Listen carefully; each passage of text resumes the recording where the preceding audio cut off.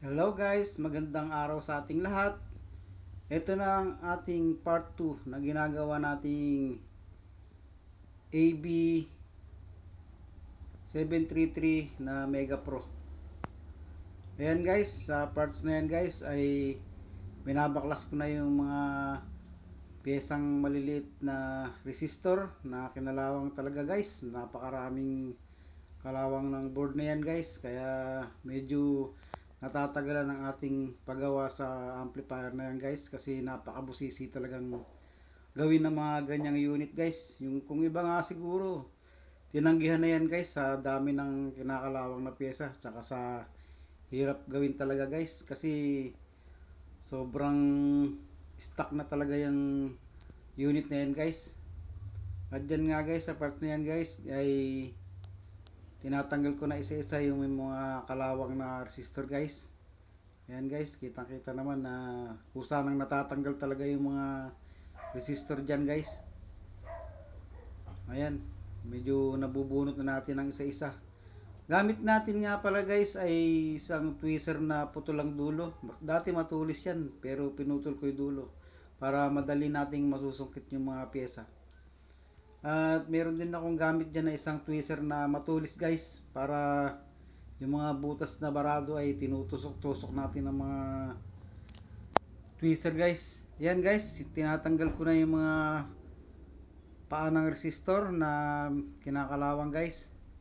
Ang dami talaga niyang kinakalawang. Medyo napuruhan yung isang channel dyan guys. Talagang sobrang kalawang talaga.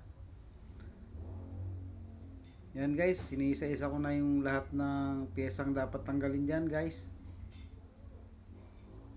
Medyo madugo-dugo talagang gawin yan kasi stuck na stuck talaga guys.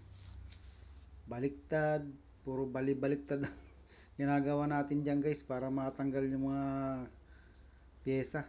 Ayan, napakarami talaga niya oh. Para siya mga kuto, napakaliliit.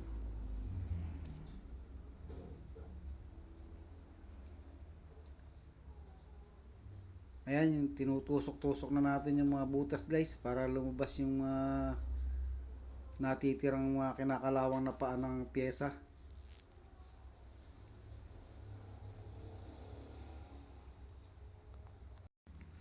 Sa sobrang daming kailangan tanggalin natin guys, medyo natatagalan yung ating video at talaga namang umatikabong bakbakan ang kailangan natin gawin sa board na yan guys para matanggal yung mga kinakalawang na pyesa.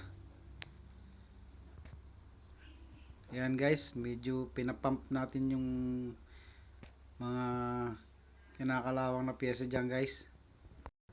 Sa paggawa kasi ng ganitong amplifier guys na medyo talagang kinakalawang yung mga pyesa, kailangan natin ng mahabang oras dyan at tsaga-tsaga talaga ang kailangan natin dyan guys para mabuo natin yung unit na yan guys. Kaya medyo tumatagal lang ating trabaho dyan dahil yung iba, marami pa tayong ibang ginagawa at alis dating din ng mga tao dito guys at mga nagdadala ng kanilang mga sirang gamit. Kaya kailangan talaga natin ng mahabang pasensya dyan guys para mabuo natin yung unit at masatisfied naman yung may-ari. Ayan guys, napakalat ng ating mga pyesa guys, napakarami talaga. Ayan oh. Sobrang daming natanggal nating mga pyesa, capacitor, mga mylar, resistor. Yan, napakarami talaga guys oh. Okay guys, hanggang dito na lang muna ang ating video. Abangan natin ang ating part 3 guys. Salamat sa panonood guys. See you again. Ito uli ang iyong friendly technician. Marunong pero di magaling. See you.